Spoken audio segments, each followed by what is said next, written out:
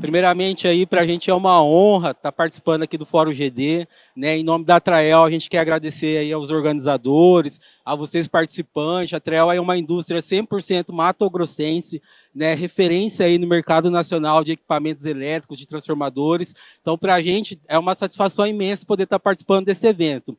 E eu, né, como cuiabano, também estou muito grato, muito feliz aqui de estar revendo vários colegas de faculdade, de profissão, né, clientes que a gente atende, estando aqui no seu lugar. Então, para a gente que está uma alegria imensa, né? A gente tem alguns colegas também da empresa participando do evento. Então, a gente agradece aí a atenção de vocês, a paciência, né, de esperar até agora aí para conversar um pouquinho. E aí a gente quer falar um pouquinho sobre transformador na era solar. Né, a gente participa de alguns grupos, de eventos, e aí quando as pessoas falam de como é que eu especifico um transformador para aplicação solar? O que eu preciso levar em consideração? Tem gente que fala, não, especifica lá pela potência máxima lá, especificada pelo inversor. Tem gente que gosta de deixar uma margem de segurança. Tem gente que fala, não, coloca um fator K, porque eu estou vendo queimar muito transformador em campo, então faz uma proteção aí, coloca o fator K no transformador que vai dar certo, não vai queimar, vai funcionar. Então eu gosto de começar aqui a nossa conversa trazendo esse questionamento para vocês. Vocês acreditam que o equipamento para uso solar, ele precisa ser especificado de uma forma diferente? Né? Então é um pouquinho sobre isso que a gente quer falar hoje e falar um pouquinho aí sobre do que a gente recomenda e tem discutido aí junto com os nossos clientes. Né? Quando a gente fala de arranjo de sistema de geração fotovoltaica, né, e o transformador específico para esse tipo de arranjo, a gente considera mais ou menos esse esquema aqui. A gente tem ali a geração em corrente contínua, que seria ali na parte dos painéis solares, depois a conversão de corrente contínua para corrente alternada dessa energia, e aí o transformador que é acoplado diretamente nesses inversores é o que a gente objeto hoje aqui da nossa conversa, que são os transformadores para aplicação solar, que geralmente são chamados de transformadores acopladores, né? Então, para esses equipamentos, a gente tem sim alguns requisitos especiais que precisam ser definidos, tanto no projeto, quanto na fabricação, quanto na instalação, operação e manutenção desses equipamentos, que é o que a gente quer trazer e apresentar para vocês nessa discussão de hoje, tá bom? Aqui no Brasil, a parte de fabricação de equipamentos, de transformador, ela é muito regulada. Mas ela é regulada em que sentido? Naquilo que realmente é mais consumido no Brasil, que são o quê? Os transformadores que as concessionárias de energia utilizam. Então, quando você compra um transformador até 300 kVA, você pode ter certeza que ele vai ser muito regulado, muito bem especificado, muito bem controlado, né? Por quê? As concessionárias, né, e toda a cadeia do mercado nacional, elas exigem a qualidade desses equipamentos, uma vez que elas são responsáveis por esse ativo, né, e com certeza não querem que isso vire um passivo para elas durante o longo do fornecimento. Acima de 300 kVA, geralmente o transformador é do usuário final, de responsabilidade de compra, de manutenção, o ativo ele fica por conta do usuário final. E aí ele já não é tão regulamentado, né? No Brasil a gente tem as normas da ABNT, que os fabricantes precisam seguir para especificar esse equipamento, só que o que acontece? Ela deixa muito das características do equipamento entre definição do cliente e do fornecedor. Então, se o cliente não especificar corretamente o equipamento, o vendedor, o fornecedor vai ofertar aquilo que ele está pedindo. E muitas das vezes essa aplicação ela não vai ser aplicável para aquilo que ele está precisando, né? Então, isso é um primeiro ponto que a gente fala para transformador de aplicação solar. Como não tem uma regulamentação, é muito de responsabilidade do usuário final, então dos projetistas aí das mini gerações, micro gerações, gerações centralizadas, definirem bem o equipamento para esse tipo de aplicação. E aí a gente tem alguns guias internacionais aí que recomendam algumas características especiais para esse equipamento. E aí eu cito essa norma aí da I3E, que fala muito da especificação do equipamento para esse tipo de projeto. E aí volto a frisar, que são os equipamentos ligados diretamente aos inversores solares, tá bom? Que é os transformadores de acoplamento. Então, até o meu time de engenharia está aqui presente, eles não gostam muito da gente da parte de vendas, né? Porque geralmente quando a gente vai ofertar um equipamento, o que o pessoal fala? Olha, eu quero um transformador a óleo ou a seco, com a potência tal, tensão tal, grupo de ligação tal. E aí, geralmente isso vai para o orçamento.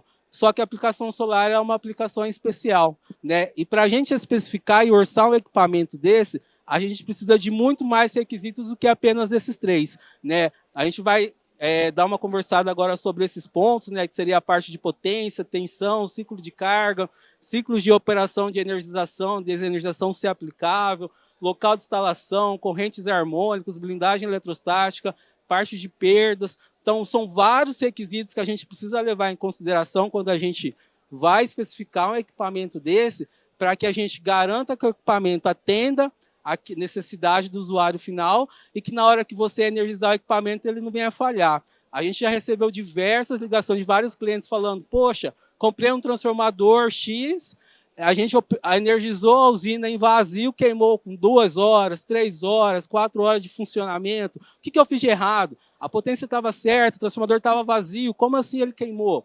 Né? Então, dentro desses pontos aqui, a gente esclarece alguns pontos aí que podem justificar essas falhas desses equipamentos em operação. Tá? O primeiro ponto, né, que a gente fala da potência nominal é que, geralmente, as pessoas elas especificam o equipamento pela potência nominal do inversor. Né? Por exemplo, peguei um exemplo aqui do inversor de 1.100 watts, né? E aí, só que ele tem ali uma possibilidade de gerar acima da potência nominal dele. E ali considerando o fator de potência unitário. A potência do transformador ela é em kVA, é a potência aparente. E o transformador, ele por si só, ele já tem uma perda para ele funcionar. Então, aí algumas concessionárias já começou a exigir que, olha, teu transformador ele tem que considerar o dimensionamento de 90% por conta ali da limitação do inversor. Tem cliente que já gosta, não, coloca a geração de 1.000, compram de 1.500 kW que não vai falhar, kVA que vai dar certo.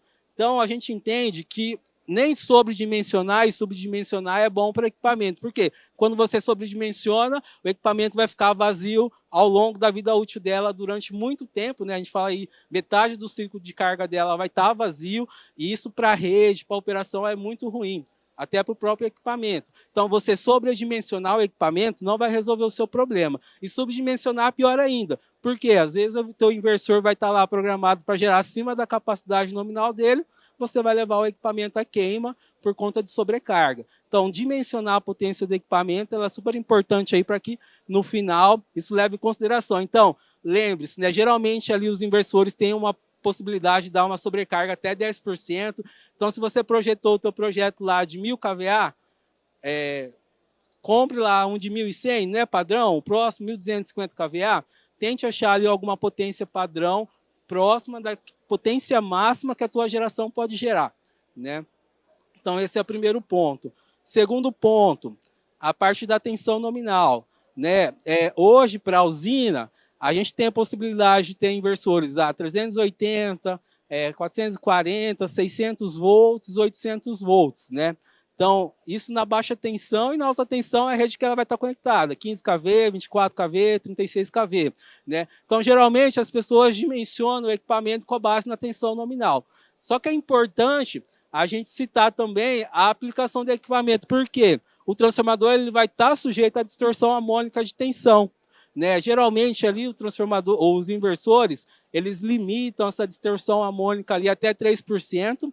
Isso precisa ser levado em consideração no projeto elétrico do equipamento, né? Para esse nível de tensão, distorção harmônica, ainda é considerado um transformador como K1, usual, né? Que pela regulamentação teria que suportar até 5% de distorção harmônica, mas é importante você especificar a utilização do equipamento para que o fornecedor realmente projete isso e garanta essa suportabilidade durante a operação do equipamento.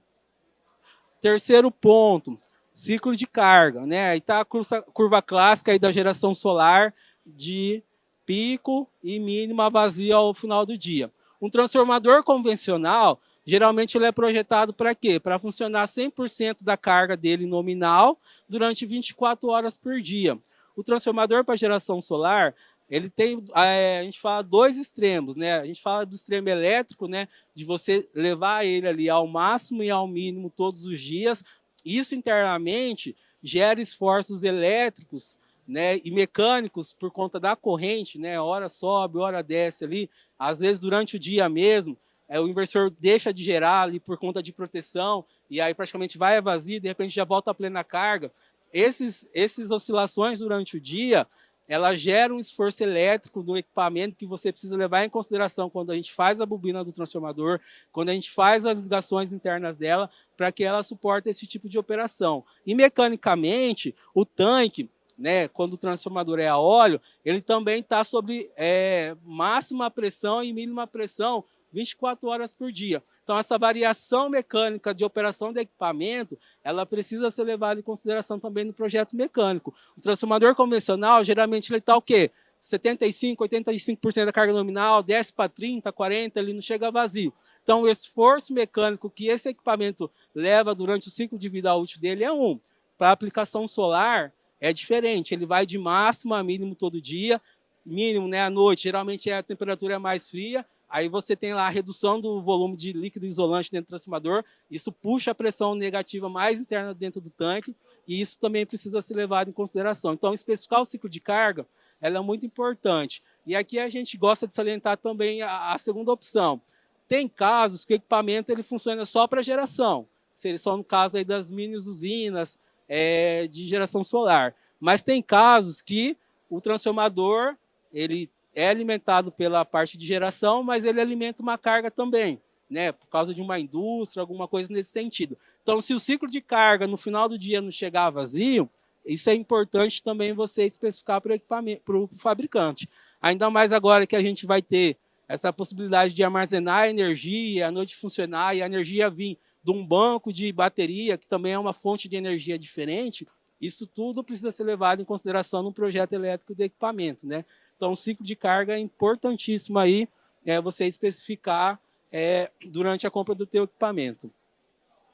Um outro ponto que a gente gosta de falar aqui é sobre a parte de rendimento, né? No começo aí, com o boom das usinas, geralmente chegava para a gente aqui, fabricante, assim, olha, eu quero um equipamento com no máximo aí, mínimo 99% de rendimento, que aí na cabeça do mercado seria um equipamento que você reduz as perdas em vazio e em carga do equipamento, e isso retorna em quilowatt-hora vendido, né? O teu investimento ele acaba voltando mais rápido. Então, muitas das vezes, alguns clientes não se atentavam a isso. E aí, na hora de você pegar duas propostas, aí você avaliava uma. Poxa, esse transformador aqui está 100 mil reais.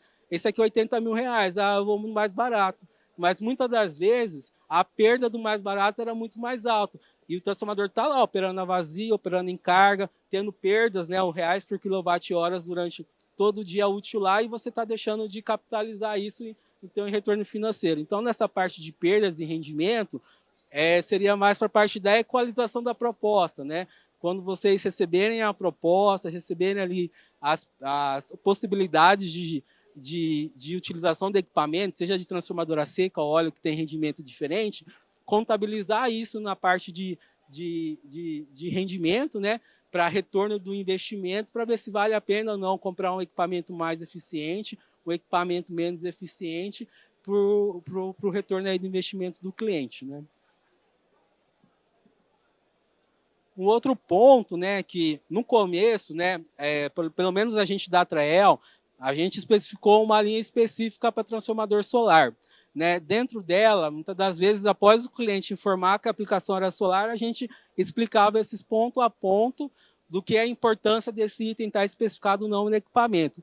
Com o tempo, o pessoal foi comprando, foi identificando que o pessoal estava informando esse acessório nesse tipo de equipamento e começou a pedir por tabela. Ah, meu transformador, eu quero um transformador de poste, padrão Energisa, só que eu quero com blindagem eletrostática. O que seria essa blindagem eletrostática? Ela é uma proteção interna do equipamento para surtos de alta frequência. Isso a gente fala de surtos que podem vir do inversor para a rede e tanto da rede para o inversor por conta de manobragem lá de chaves e coisas nesse sentido. Então, a blindagem eletrostática ela é uma proteção que é indispensável para esse tipo de geração.